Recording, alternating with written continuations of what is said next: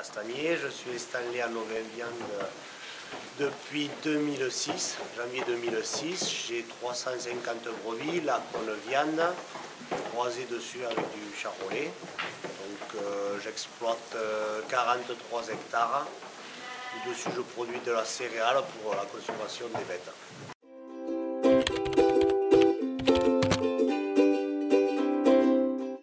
Comment je suis devenu agriculteur? Donc, tout petit, je pensais que j'avais la vocation. Bon, pas pour autant que voilà, j'ai fait des études, j'ai fait un bac général. Mes parents ne voulaient pas que je fasse agriculteur, donc ils avaient peur. Pour assurer le coup, ils m'ont fait un bac général. Je l'ai fait, mais à contre-cœur, le choix. Donc une fois que j'ai fait mon bac général, j'ai fait un BTS Axe pour me spécialiser dans le domaine agricole. Et après mon BTS Axe, je fais quelques petits boulots par-ci par-là pour attendre que ma mère arrive à la retraite. Ce qui a encore plus confirmé qu'il me tardait d'être agriculteur.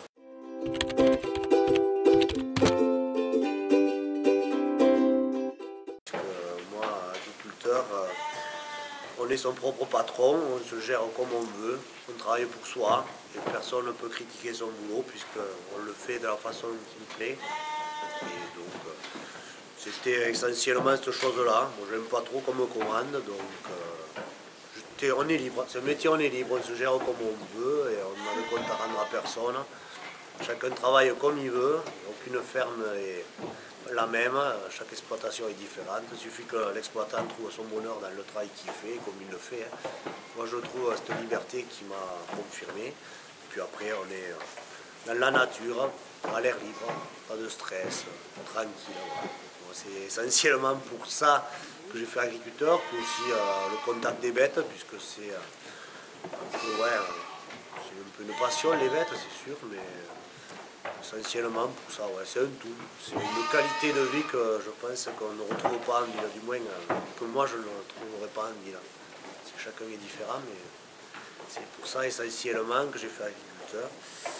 Et après, voilà, et puis les bêtes, mais aussi, bon, le travail des champs est très intéressant aussi, puisqu'on s'aperçoit qu'il faut de plus en plus être technique sur ces points-là pour pouvoir s'adapter, pour être autonome au niveau du fourrage, puisque c'est de plus en plus important, pour le bien-être d'une exploitation, voilà, c'est un tout. C'est vraiment très technique, très prenant, très intéressant. Il faut toujours être à l'écoute des nouvelles techniques pour évoluer, parce que si on n'avance pas avec son temps, on prend tant de retard et c'est pas bon pour son exploitation et pour lui-même, pour l'exploitant.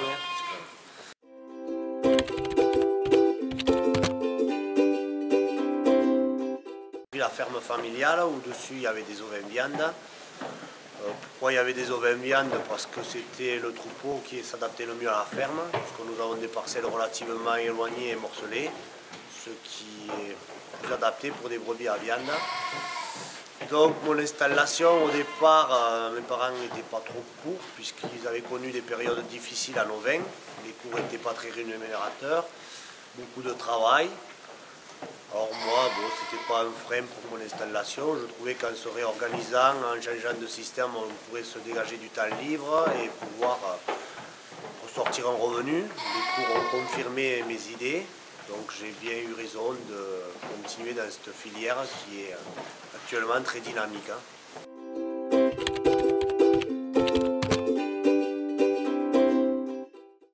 De la naissance jusqu'à l'abattage, on a exactement ce que rend notre agneau.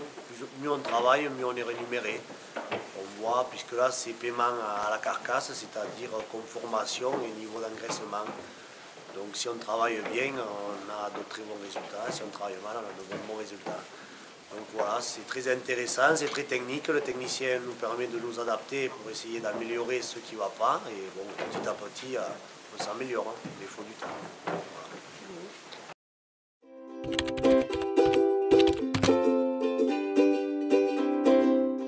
Actuellement, la filière ovin-viande est très dynamique, mais le souci qu'il y a, c'est qu'il commence à manquer des producteurs.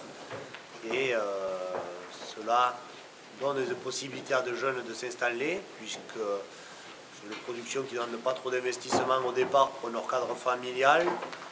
Ça peut être un atelier complémentaire pour déjà des personnes installées, pour sortir en revenu complémentaire, puisque c'est un retour sur investissement relativement rapide, puisque au bout d'un an, on a quand même les fruits du travail. Il manque des producteurs, on a la demande, mais il faut des producteurs derrière, surtout dans les agneaux de qualité, la belle rouge, où les gens sont très demandeurs de viande. Puis l'avenir nous montre aussi que les perspectives sont encourageantes, puisque ça fait quand même presque 10 ans que les agneaux sont chaque année à la hausse sur le prix moyen. La PAC qui nous confirme le soutien qu'elle nous fait à l'aide ovine. Donc tous les voyants sont ouverts pour se lancer dans cette production qui est dynamique et qui permet maintenant de retirer un revenu viable et très intéressant pour permettre de vivre et faire vivre une famille. Production qui permet aussi, si on est technique et organisé, de se dégager beaucoup de temps libre, puisque ce n'est pas très contraignant au niveau des horaires. Donc c'est une production qui est facilement maniable, qui s'adapte très facilement à tout genre de personnes et de souhaits de personnes.